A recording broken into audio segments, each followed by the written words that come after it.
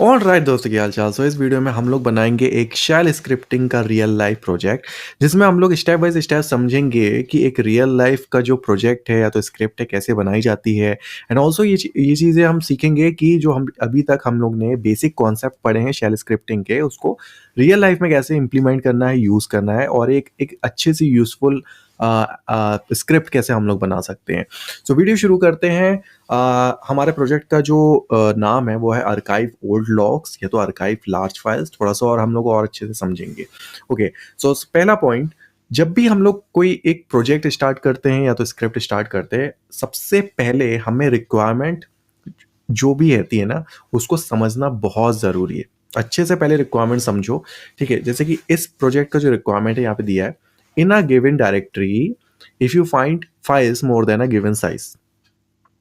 Like example यहाँ पे 20 MB, वैसे तो मैंने 20 MB दिया है, और files older than a given days, example 10 days. So यहाँ पे सिंपली हम लोग क्या कर रहे हैं कि अगर एक पर्टिकुलर डायरेक्टरी है, अगर हमें वहाँ पे एक बहुत ज़्यादा बड़ी साइज़ की फाइल्स है, सपोज 2 GB 5 GB 10 GB की फाइल्स हैं, या तो जो फाइल्स हैं बहुत पुरानी है, एग्जाम्पल 1 महीने 2 महीने 3 महीने, लाइक जो भी आपकी रिक्वायरमेंट है। सो आपको क्या करना है, अगर आपको ऐसी फाइल्स मिलती हैं तो आपको क्या करना है, compress those files and move in a archive folder. So आपको उस डायरेक्टरी में एक archive फोल्डर बनाना है अगर ऑलरेडी नहीं है। एंड आपको जो भी फाइल्स, ये जो है ना, मतलब एक बहुत बड़ी फाइल्स या तो बहुत पुरानी फाइल्स, उसको आपको कंप्रेस करके इस archive फोल्डर में मूव कर देना है। तो ये हमारी एक बेसिक रिक्वायरमेंट हो गई इस प्रोजेक्ट की। ठीक है, और आगे आ जाते हैं।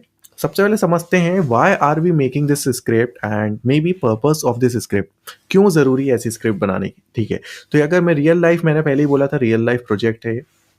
क्यों ज़रूरी है? क्योंकि देखो, फॉर एग्जांपल जो आपका एक लिनक्स सर्वर है, उस पे एक जो आपकी वो डिस्क स्पेस है ना, वो लिमिटेड रहती है, right. May be 1 TB 2 TB, right. अगर आपका एप्लीकेशन रनिंग है उस सर्वर पे एंड वो लॉग प्रोड्यूस कर रहा है कोई डायरेक्टरी में, सपोज 1 GB 2 GB 10 GB के लॉग्स रेगुलर प्रोड्यूस कर रहा है, सो क्या होगा, वहाँ पे आपका जो डिस्क स्पेस है वो फिल होता जाएगा, एंड एक टाइम के बाद आपका जो भी है आउट ऑफ मेमोरी हो जाएगा। ठीक है, तो आपका सर्वर, सो उससे बचने के लिए क्या करना पड़ेगा, आपको इस टाइप की स्क्रिप्ट की वहाँ ज़रूरत पड़ेगी। सो आप क्या करोगे कि जो भी आपकी जो बड़ी फाइल्स हैं आप उसको कंप्रेस करते जाओगे, या तो आप क्या बोलते हैं, या तो आप डिलीट कर सकते हो, या तो फिर अगर यूज़ नहीं है तो डिलीट भी कर सकते हो, या तो आप जो भी बहुत पुरानी फाइल्स हैं उसको आर्काइव कर सकते हैं। तो सिंपली हम लोग क्या कर रहे हैं, हम लोग उसके साइज कम करके एक जगह बैकअप ले रहे हैं, सो दैट इन केस अगर हमें फ्यूचर में रिक्वायरमेंट रही तो हम लोग यूज़ भी कर सकते हैं। एंड ऑल्सो हमारा जो डिस्क स्पेस है वो हमारा कभी आउट ऑफ मेमोरी नहीं जाएगा। ओके, नाउ जब भी आप कोई स्क्रिप्ट बनाओ, ठीक है, सो इसका एक ही रूल है, मतलब स्टार्ट करने से पहले एक बहुत ज़रूरी रूल है, वो है कि आप स्टेप्स लिख लो, या पहले से खुद में, मतलब माइंड में स्टेप्स बन बन जाने चाहिए आपके, राइट। स्टेप्स का मतलब सिंपली ये है कि आपकी जो एक बहुत बड़ी स्क्रिप्ट है आप उसको पार्ट्स में डिवाइड कर दो। ठीक है, जैसे कि इस स्क्रिप्ट के अगर स्टेप्स की बात करेंगे, सो यहाँ पे स्टेप्स दे सकते हो। Provide the path of the directory, पहले तो कि किस आपके पूरे सर्वर में इतनी सारी डायरेक्टरीज हैं, किस डायरेक्टरी में आपको ये एक्शन परफॉर्म करना है। First thing, okay, check if the directory present और नॉट। ऑफ कोर्स जब भी आप किसी जगह कोई भी पाथ में कुछ एक्शन परफॉर्म करते हो तो आपको चेक करना चाहिए। सो यहाँ पे हम लोग, ठीक है, तो यहाँ पे कंडीशन लगा के चेक भी करेंगे। एंड उसके बाद क्रिएट अर्काइव फोल्डर। ठीक है, उस लोकेशन में जाके अर्काइव नाम का एक फोल्डर आपको अपन को बनाना है। Find all the files with size more than 20 MB। ठीक है, सो अभी हम लोग 20 MB ले रहे हैं, बट आपके केस में 2 GB 5 GB 10 GB कुछ भी हो सकता है, आप चेंज कर सकते हो अपने हिसाब से। सो हमें वहाँ पे बड़ी फाइल्स सर्च करनी है। ठीक है, सो ये हमारा टास्क हो गया।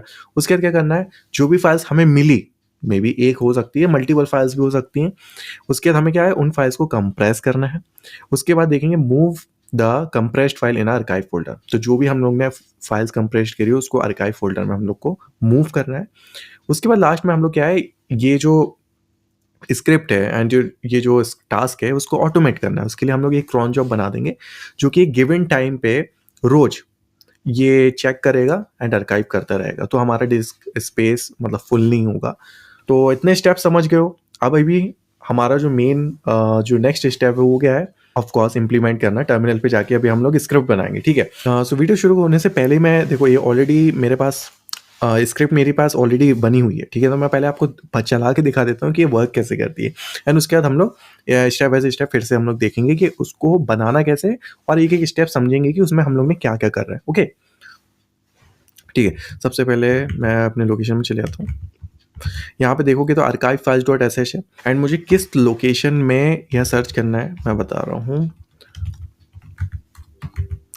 ठीक है। तो ये मेरा एक लोकेशन है, यहाँ पे मैं दिखा देता हूँ ls-lh करके। सो यहाँ पे एक लोकेशन है, यहाँ पे बहुत सारी फाइल्स है अलग अलग टाइप की, एंड यहाँ पे बड़ी बड़ी फाइल्स है 48 MB, 12 MB, 12 MB, 24 MB and so on. So यहाँ पे जैसे ही हम अपनी स्क्रिप्ट चलाएंगे, सो यहाँ पे क्या होगा, 20 MB से बड़ी फाइल, मतलब ये जो 48 MB है और 24 MB है, अभी तो दो ही हैं, सो वो क्या होंगे, कंप्रेस होके यहाँ पे देखो आर्काइव फोल्डर अभी नहीं है, ठीक है। तो जैसे ही मैं स्क्रिप्ट रन करूँगा यहाँ पे आर्काइव फोल्डर बन जाएगा, एंड ये जो भी फाइल्स 20 MB से बड़ी है वो कंप्रेस होके उस आर्काइव फोल्डर में मूव हो जाएंगी। अपन को कुछ करने की ज़रूरत नहीं है, सब स्क्रिप्टिंग से सब कुछ होने वाला है, ठीक है। मैं यहाँ पे स्क्रिप्ट फोल्डर में चले जाता हूँ, ठीक है। LSLTR करके दिखा देता हूँ, archive files डॉट sh, अभी मैं उसको रन कर रहा हूँ, archive files dot sh।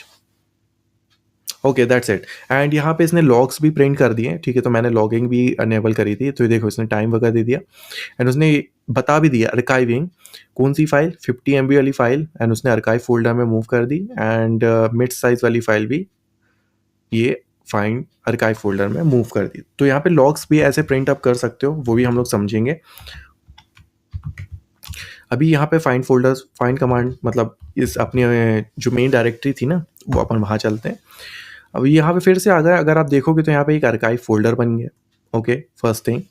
And जैसे ही आप CD आर्काइव करके जाते हो, क्लियर कर देता हूँ LSLTR, तो नाउ यू कैन सी जो हमारी दो फाइल्स थी वो यहाँ पे कंप्रेस होके यहाँ पे .gz बन गई है, एंड यहाँ पे मूव हो गई है। सो अगर आपने देखा होगा तो ये कितना आसान हो गया हमारा यहाँ पे काम। हम लोग को सिंपली कुछ नहीं करना था, सिर्फ एक स्क्रिप्ट रन करी एंड उसने खुद पे खुद सारे काम कर दिए। स्क्रिप्ट बनाना स्टार्ट करते हैं सबसे पहले। तो अभी हम चलते हैं अपने, मतलब आप किसी भी लोकेशन पे ये स्क्रिप्ट बना सकते हो, कोई मैटर नहीं करता है, ठीक है। आप किसी भी लोकेशन पे ये अपनी स्क्रिप्ट बना सकते हो। मैं यहाँ पे होम डायरेक्टरी पे चले जा रहा हूँ, ठीक है। एंड यहाँ पे LSLTR करके देखता हूँ, यहाँ पे कोई फाइल नहीं है, ओके। सो यहाँ पे मैं फ्रेश बना रहा हूँ, ठीक है। सबसे पहले डिसाइड करना है आपको कि कोई भी स्क्रिप्ट का नाम देना है। सो मैं यहाँ पे सिंपली दे रहा हूँ टच, ठीक है, and archive project dot sh। तो ये मैं अपनी स्क्रिप्ट का नाम दे रहा हूँ, आप अपने हिसाब से कुछ भी दे सकते हो, it's okay. And archive project, सो यहाँ पे मैं VI कर लेता हूँ क्योंकि मुझे एडिटिंग स्टार्ट करनी है। स्क्रिप्ट के स्टार्टिंग ऑफ कोर्स सबसे पहले हम लोग shebang जिसको बोलते हैं वो वाली लाइन यूज़ करेंगे, ठीक है। मेरे पास ऑलरेडी है, मैं ज़्यादा उसमें टाइम नहीं लूँगा मैं, ठीक है। मैं यहाँ पे सबसे पहले shebang वाली लाइन यूज़ कर रहा हूँ। उसके बाद जब आप रियल लाइफ स्क्रिप्ट्स बना रहे हो, so it's better, I mean suggested है but it's not always compulsory. अगर आप चाहो तो इसके रिवीजन नंबर या तो जो डेट ऑफ क्रिएशन है वो सब भी दे सकते हो, ठीक है।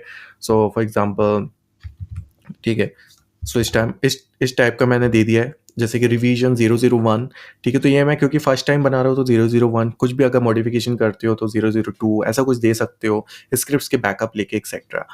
एंड उसके बाद डेट ऑफ क्रिएशन, ठीक है। तो इस टाइप का सिंपली आप क्या करो, डेट कमांड, मतलब टर्मिनल पे डेट कमांड करो, एंड जो भी उसका रिजल्ट आएगा ना यहाँ पे, उसके बाद कमेंट में डाल दो। सो यहाँ पे हमारे एक पहला स्टेप हो गया, मतलब एक बेसिक सी इन्फॉर्मेशन। shebang तो ऑफ कोर्स इंपॉर्टेंट है, उसके बाद हम लोग ने रिवीजन नंबर और डेट ऑफ क्रिएशन ये सब दे दिया, ठीक है। अब थोड़ा सा आपको ना प्रोफेशनलिज्म थोड़ा सा आपको फील होने लगेगा यहाँ पे। ऑलराइट, सो अब आ जाते हैं हमारे सेकंड सेक्शन पे, ठीक है। एंड आप देखो स्टार्टिंग में ये भी चीज़ कर सकते हो, जब स्क्रिप्टिंग बना रहे हो तो कमेंट्स में आप स्टेप्स भी ऐड कर सकते हो आपके खुद के लिए, ठीक है। सो अभी हम लोग बनाएंगे वेरिएबल्स। वेरिएबल्स क्यों ज़रूरी है, बिकॉज हम लोग जैसे कि एक बड़ी वैल्यू है, हम ही तो हम क्या करेंगे, उसको एक छोटे से वेरिएबल में स्टोर कर लेंगे, एंड वो वेरिएबल हम लोग बार बार रेफर करके इसको यूज़ कर सकते हैं। सो हमारे लिए ईजी हो जाएगा, राइट। और आगे समझते हैं, ठीक है। सबसे पहले अभी हम लोग की जो रिक्वायरमेंट थी स्टेप्स में वो क्या थी कि किस लोकेशन में हम लोग को ये टास्क परफॉर्म करना है, वो चीज़। तो इसके लिए हम लोग एक यूज़ करते हैं बेस, ठीक है, बेस। एंड उसके बाद आप इसमें क्या कर सकते हो, या तो पाथ भी बोल सकते हो, बेस मैं यहाँ पे यूज़ कर रहा हूँ। तो आपको आपका पाथ या लोकेशन दे देना है जहाँ पे आपको, ठीक है, तो वो आर्काइव फ़ोल्डर्स एंड कंप्रेस करना है। तो मैंने यहाँ पे अपना लोकेशन दे दिया, home, Paul, tutorial, find command. So इस पाथ में मुझे अपना एक्शन परफॉर्म करना है, ठीक है। तो ये मेरा पहला एक वेरिएबल हो गया। उसके बाद नाउ एक मैं डेज नाम का एक वेरिएबल ले लेता हूँ कि ठीक है, सो सपोज जैसे कि मैंने एक और केस बताया था कि आपको जो ओल्डर फाइल्स, पुरानी फाइल्स यूज़ करनी है, सपोज 15 दिन, 20 दिन, सपोज, तो वैसे वहाँ भी कर सकते हो। मैं यहाँ पे डेज कर देता हूँ 10 डेज, क्योंकि 10 दिन से पुरानी फाइल्स है तो उसको डिलीट करनी है। सो ऐसे डेज आप दे सकते हो। उसके बाद depth, I'm taking it 1, but you can change it according to your task. Depth क्यों है, ये फाइंड कमांड में यूज़ होती है। आप फाइंड कमांड ट्यूटोरियल मेरा वीडियो देख सकते हो और अच्छे से समझने के लिए। एंड उसके बाद एक रन, जिसको मैं 0 दे दे रहा हूँ। वो क्यों है, क्यों यूज़ होगा, वो बाद में यूज़ होगा जब समझ में आ जाएगा। इसके बाद मैं करूँगा check if the directory is present और नॉट, ठीक है। रीज़न ये है क्योंकि देखो, आपने स्क्रिप्ट बना दी है, बहुत सारे टास्क लिख दिए, कमांड्स लिख दिए, राइट।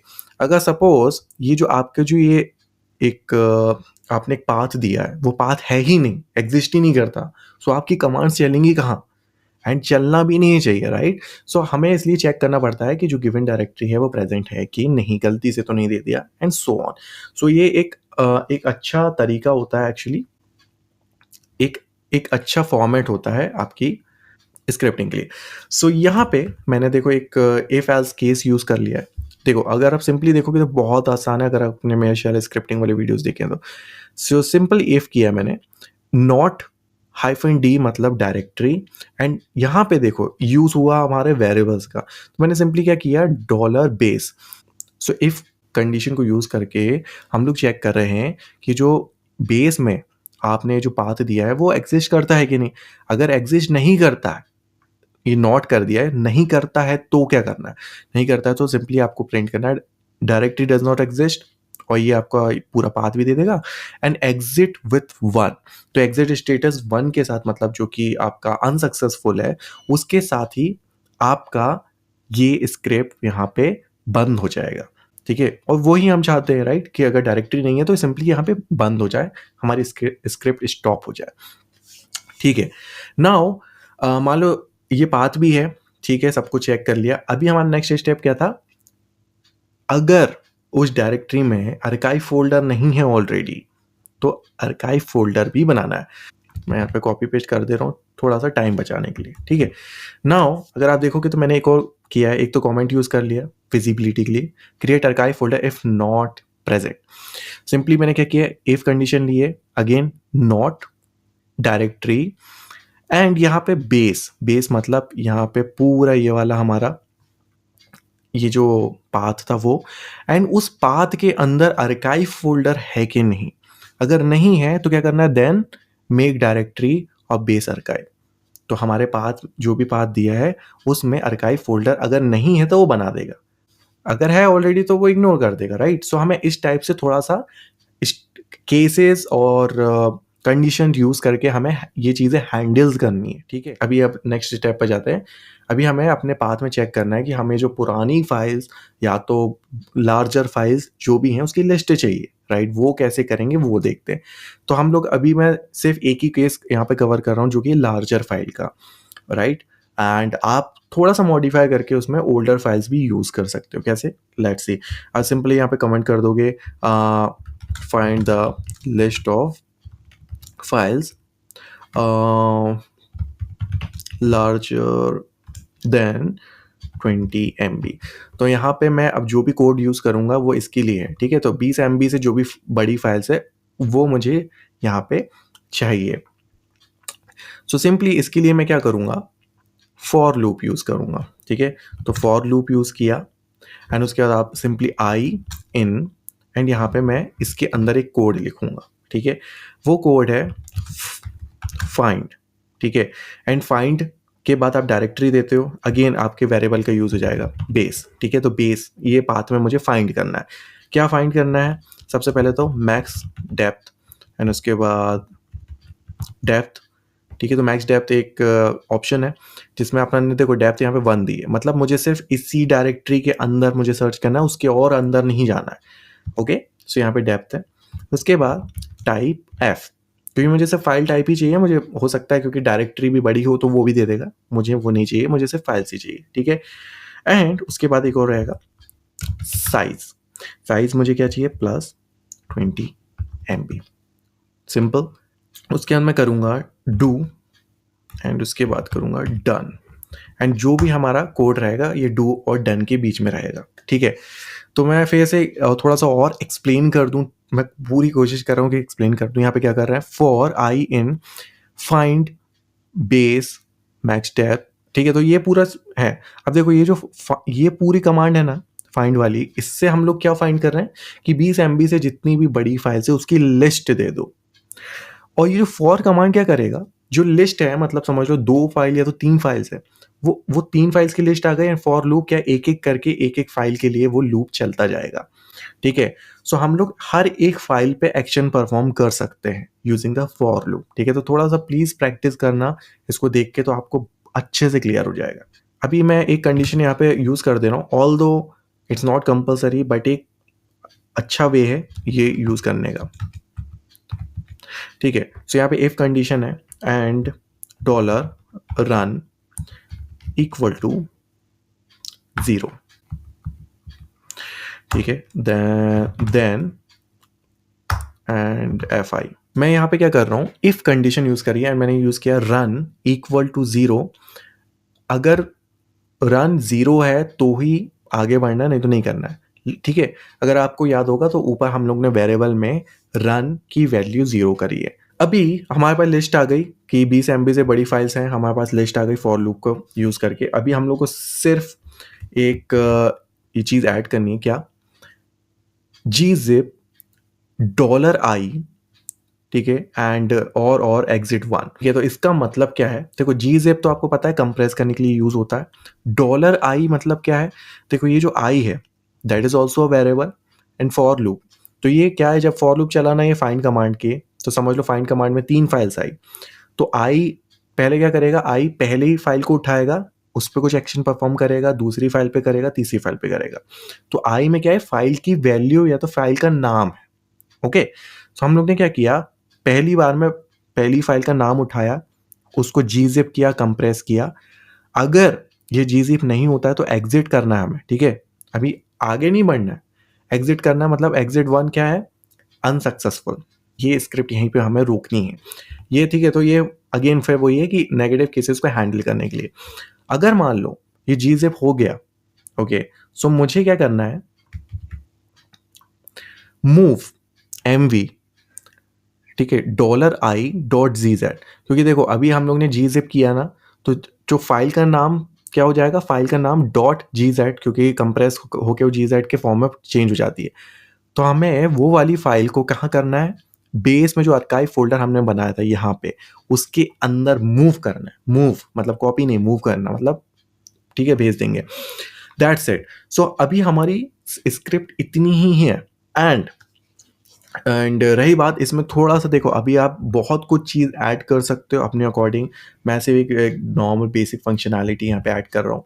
अभी फॉर एग्जांपल यहाँ पे आप इस टाइप से भी कुछ ऐड कर सकते हो। ठीक है, अगर आप देखोगे तो क्या है, ये echo and $date, date command है एंड उसके फॉर्मेट है archiving.i this base archive।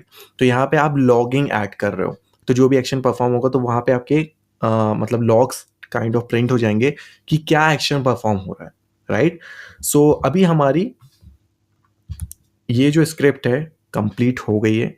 It's so simple, मैं इसको कर देता हूँ सेव। ठीक है, ठीक है, तो सबसे पहले हम लोग ने शुरुआत करी शिबैंग वाली लाइन से, एंड उसके बाद रिवीजन, और उसके बाद हम लोग ने इम्प्लीमेंटेशन डेट। उसके बाद हम लोग ने कुछ वेरिएबल्स बनाए थे, ठीक है, जो भी हम लोग यूज़ करने वाले आगे। आप उसका, ठीक है, आपको सबका यूज़ है यहाँ पे समझ में आ गया। ठीक है, एंड यहाँ पे ये सिर्फ एग्जांपल्स है, ये मत क्वेरी करना कि यार क्यों बनाया है, उसके बिना भी कर सकते थे। Of course this is just for example कि आप कैसे वेरिएबल्स बना के उसको बाद में रेफर कर सकते हो अपनी अकॉर्डिंग की यूज़। अभी हम लोग ने जो डायरेक्टरी दी थी सबसे पहले चेक किया कि डायरेक्टरी कैसे चेक करते हैं कि है कि नहीं, इस टाइप से करते हैं। ठीक है, यहाँ पे आपको एक नई चीज़ सीखने मिली। उसके बेसिस पे हमें एक्शन लेना है। यहाँ पे नेगेटिव केसेस हम लोग यहाँ पे हैंडल कर रहे हैं। मान लो अगर ये डायरेक्टरी है ही नहीं तो हमें आगे नहीं बढ़ना है। एग्जिट आप कर सकते हो किसी भी स्टेप पे, ठीक है, बेस्ड ऑन द कंडीशन। उसके बाद क्या किया, क्रिएट अर्काइव फोल्डर। हाँ, तो अर्काइव फोल्डर नहीं है तो बनाना है, नहीं है तो मतलब तो कंडीशन है, फिर से कंडीशन चेक की हम लोग ने -d यूज़ करके। उसके बाद लास्ट में क्या किया, find the list of files larger than 20 MB। अब यहाँ पे दो दो कंडीशंस थी, या तो लार्जर फाइल या तो ओल्डर फाइल्स। ओल्डर फाइल्स के लिए हम लोग सिंपली क्या है, जो साइज़ है, ओके। सो आपको जैसे कि पुरानी फाइल्स के लिए यूज़ करना है तो आप यहाँ पे फाइंड कमांड में सिंपली एम टाइम यूज़ कर सकते हो। तो टाइमिंग के बेसिस पे लाइक 30 डेज 20 डेज आप अपने हिसाब से दे सकते हो, ठीक है। सो यहाँ पे इतना तो आपको समझ में आ गया। यहाँ पे आपको लिस्ट मिल गई, उस लिस्ट के थ्रू जितनी भी वैल्यूज़ है आप उसको लूपिंग करा रहे हो यूजिंग फॉर लूप। ओके, उसके बाद हम लोग ने एक और कंडीशन यहाँ चेक कर रहे हैं, to do our further process. Okay, यहाँ पे ये जो इको है, सिंपली ये तो अपना लॉगिंग है, इसको आप ऑप्शनल रख सकते हो। उसके बाद gzip किया, ठीक है। तो हर एक फाइल जो भी हमें ये इसका रिजल्ट आया फाइंड कमांड का, एंड यहाँ भी देखो नेगेटिव केसेस हम लोग यहाँ पे कर रहे हैं। अगर ये नहीं हुआ, अनसक्सेसफुल हुआ, तो एग्जिट करना है 1, मतलब अनसक्सेसफुल एग्जिट स्टेटस के साथ हमें स्क्रिप्ट एंड कर देनी है। एंड उसके बाद अगर gzip हो जाता है तो हम लोग देखो स्मार्टली कैसे यहाँ पे यूज़ करना है कि यहाँ पे gzip के बाद फाइल के नेम के बाद .gz लगा हुआ है। सो मूव क्या करना है, $i.gz, मतलब वो वाली फाइल्स को हमें बेस और आर्काइव के अंदर हमें मूव करना है, ठीक है। अगर आप एक बार स्टेप्स देख लो, provide the path, directory present है कि नहीं वो भी चेक करना था, आर्काइव फोल्डर हम लोग ने बना दिया, ऑल द फाइल, ठीक है। तो 20 MB से बड़ी फाइल्स हम लोग ने पूरी लिस्ट ले ली है।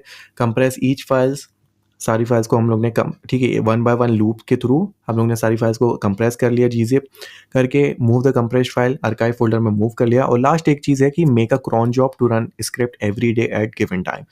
सो अगर क्रॉन जॉब से क्या होता है, अगर क्रॉन जॉब हम लोग ने बना लिया, सो हम लोग को इसको रन करने की भी ज़रूरत नहीं, एक बार बना दी एंड वो अपने आप चलती रहेगी हमेशा, ठीक है। तो लास्ट स्टेप हमारा बचा है जो कि है उसको ऑटोमेट करना using the cron job. Simply हम लोग क्या करेंगे, crontab -e, and again cron job या तो क्रॉन टैप्स के बारे में, ऑटोमेशन के बारे में और पढ़ना है, डेडिकेटेड एक वीडियो बनाया है, बहुत अच्छे से एक्सप्लेन किया है, प्लीज़ जाके चेकआउट कर लेना।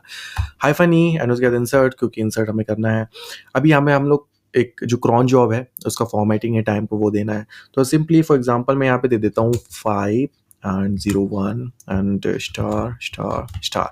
सो इसका क्या मतलब है, अगेन वो वीडियो देख लेना, समझ में जाएगी। तो यहाँ पे मैं सिंपली बता दूं कि इसका मतलब है कि हर रोज रात के, मतलब रात के 1 बज के 5 मिनट पे इस स्क्रिप्ट इसको रन करना है। क्या रन करना है, होम पॉल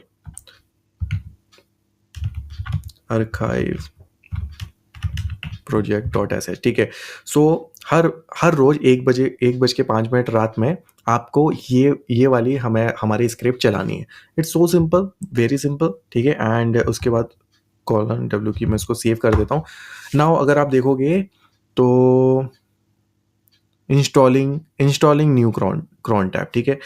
इसको यूज चेक भी कर सकते हैं। तो देखो ये यहाँ पे अपना ये एक हमारा जॉब बन गया जो कि हमने अपनी स्क्रिप्ट को ऑटोमेट कर दिया है। ओके, LSLTR करता हूँ। नाउ अभी यहाँ पे कोई भी ठीक है, तो कंप्रेस फाइल नहीं है, ओरिजिनल फाइल में हमारी फाइल आ गई है। ls-lh करके दिखा देता हूँ, ठीक है। तो ये देखिए ये 24 MB 12 MB सब आ गई, 48 MB सब आ गई फाइल हमारी। और आर्काइव फोल्डर भी हम लोग ने अभी डिलीट कर दिया। ओके, नाउ एक बार क्रॉन जॉब के थ्रू हम अपनी स्क्रिप्ट को रन करके देखते हैं, ठीक है। उसके लिए हमें अपना क्रॉन जॉब चेंज करना पड़ेगा। ओके, अभी हमारी स्क्रिप्ट तो बन गई है, लेकिन अभी हमें एक चीज़ याद रखनी है कि हमें जो स्क्रिप्ट बनी है उसको मतलब प्रॉपर परमिशन देनी है कि वो हम आराम से मतलब एग्जीक्यूट हो पाए, ठीक है। सो उसको एग्जीक्यूटेबल परमिशन देनी पड़ेगी। तो मैंने यहाँ chmod यूज़ करके यहाँ पे परमिशन दे दिए। मैंने एक्चुअली सारी परमिशन दे दी है टाइम को सेव करने के लिए। अभी क्रॉन जॉब की मदद से एक बार देखते हैं कि हमारा जॉब भी जो है प्रॉपर्ली वर्क कर रहा है कि नहीं। उसके लिए हमें क्या है, अभी थोड़ा सा टाइम चेंज करना पड़ेगा।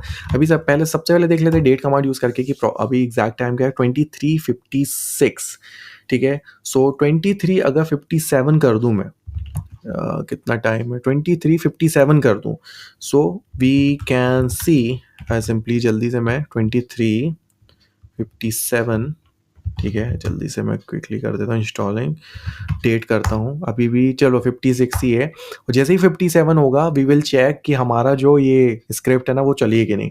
कमान कमान कमान, चलो 56 ही है अभी भी, ठीक है। एंड कमान 56, 2 सेकंड और है। ओके, एक बार थोड़ा सा देख लेते हैं। ओके 57 हमारा हो गया है। अभी हम लोग अपनी लोकेशन पे जाते हैं ट्यूटोरियल्स के अंदर एंड उसके बाद फाइंड कमांड्स के अंदर एंड होपफुली हमारी अब चली हो। Okay, now you can see कि हमारा आर्काइव फोल्डर बन गया है, ठीक है। एंड आर्काइव फोल्डर के अंदर कुछ है कि नहीं। ओके, सो इस बार आर्काइव फोल्डर तक तो बन गया, लेकिन आर्काइव फोल्डर के मतलब अंदर कुछ भी नहीं है। सो आई थिंक सो यहाँ पे कुछ तो मिस हुआ है। ऑलराइट, सो हमारी स्क्रिप्ट तो चली नहीं है। सो ये डिबगिंग पार्ट भी है, ठीक है। तो हमें खुद पता भी होना चाहिए कि जैसे कि सपोज अगर ये हम लोग ने बना तो लिए, नहीं चल रही तो क्या हुआ। वैसे तो एक चीज़ है कि मेरी गलती है कि मैंने मतलब स्क्रिप्ट चलाने के बाद सबसे पहले उसको चला के नहीं देगा, तो ये मेरी गलती है, ठीक है। तो उसको डायरेक्टली पहले चला के देखते हैं। Suppose archive folder dot sh, ठीक है। Now if you see it's saying कि साइज टाइप जो बी है वो इनवैलिड है, ठीक है। अभी हम लोग ने कहाँ पे इसको यूज़ किया है, लेट्स सी। साइज देखो, यहाँ पे साइज तो हम लोग यहाँ यूज़ किया है +20 MB। ओके, सो यहाँ पे हम लोग ने गलती क्या की है मैं बता रहा हूँ, ठीक है। गलती ये थी कि यहाँ पे सिंटैक्स एरर, कि यहाँ पे +20 M, क्योंकि यहाँ पे M या तो G या तो K इस टाइप से ऐसे यूज़ होता है। सो MB पूरा नहीं लिखते हैं, सिर्फ M यूज़ करना था, ठीक है। तो इतना ही सा था, हमारी हमारी इतनी सी ही मिस्टेक थी, ठीक है। सो यहाँ पे अभी हम लोग ने उसको फिक्स कर लिया है, ठीक है। तो आप क्रॉन जॉब से फिर से उसको चेक करके देखते हैं, ठीक है। तो डेट कमांड देखते हैं, डेट है 0001, तो अपन 0002 करके देखते हैं, ठीक है। Crontab -L -E actually 0002 and date करते हैं। अभी भी 02 नहीं हुआ है, ठीक है। तो सिर्फ 10 सेकंड बचे, तो लेट्स वेट एंड सी कि अगर वो हमारी कमांड चलती है कि नहीं, ठीक है। स्टिल 01, ठीक है। फिर 4 सेकंड बचे हैं। ओके 02 हो गया, 02 हो गया, ठीक है। नाउ अभी आप चेक करते हैं, ठीक है। अब आप डेफिनेटली हो गया होगा। हम लोग अपने लोकेशन में आ गए, LSLDR करते हैं, ओके, ठीक है। अभी आर्काइव फोल्डर है, आर्काइव फोल्डर के अंदर जाते हैं, लेकिन यहाँ भी यहीं भी देख लो कि जो आर्काइव फोल्डर है 02 पे ही ये अब भी मतलब अपडेट हुआ है। आर्काइव में जाते हैं, ठीक है। तो PWD करके दिखाते हो आर्काइव फोल्डर में, एंड जैसे ही LS-LTR करते हो तो नाउ आप देखोगे तो जो भी हमारी 20 MB से बड़ी साइज़ की फाइल थी वो यहाँ पे ऑलरेडी आ गई है, ठीक है। तो इन दिस वे आप ऐसे ही अपनी स्क्रिप्ट्स बनाते हो, स्टेप बाय स्टेप काम करते हो, ठीक है। तो यहाँ पे मैंने पूरा आपके सामने, ठीक है, जो भी है बनाया है, एंड नहीं भी चली वो भी दिखा दिया, एंड उसको कैसे फिक्स करना है, कैसे चेक करना है वो भी कर लिया हम लोग ने क्विकली। तो ऐसे ही आपको आपको भी बनाना, ऐसे ही सीखना है। प्लीज़ आप प्रैक्टिस ज़रूर करो, ठीक है। खुद से बनाने की कोशिश करो, और क्या-क्या उसमें मॉडिफ़िकेशन ऐड ऑन कर सकते हो, और कैसे लॉगिंग उसको इनेबल कर सकते हो, ठीक है। नो हब कैसे यूज़ कर सकते हो, एंड एडिशनली, ठीक है, ये बना के देखो, एंड फिर अगले नेक्स्ट डे मतलब चेक करो कि ये ऑलरेडी खुद से चल रही है, नहीं बन रही है। सक्सेसफुली कंप्लीट हो गया है, बन भी गया है। आई होप ये वीडियो आपको पसंद आई होगी, कुछ ना कुछ नया आपने सीखा होगा कि how to make real life projects in shell scripting. Video पसंद आई हो तो लाइक ज़रूर कर देना, एंड चैनल पर पहली बार आए हो तो सब्सक्राइब ज़रूर कर देना। Thank you so much.